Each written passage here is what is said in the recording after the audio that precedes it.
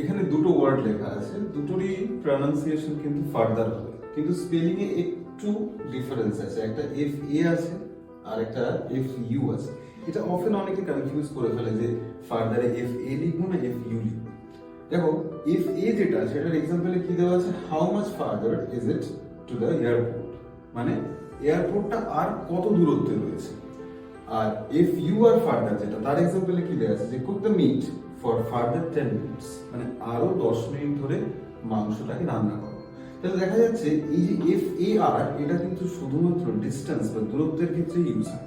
আর F U আর যেটা এটা দূরত্ব, কিন্তু সেটা একটু সিম্বলিক ডিস্টেন্স আর কি। তার থেকে আরো সহজ করে বলতে গেলে কোনো একটা কিছু এক্সটেন্ট বা ধরো অ্যাডিশনাল যদি কিছু থাকে তাহলে সেইগুলো বোঝানোর ক্ষেত্রে এই ফার্দারটা ব্যবহৃত হয়। মানে আমি এই যে বিষয়টা বোঝাচ্ছি, কেউ যদি না বোঝে সে হয়তো বলতে পারে যে I need some further explanation, তখন এই ফার্দারটা প্রয়োজন। আর যদি দূরত্বের ক্ষেত্রে হয় তাহলে এফ এ আর।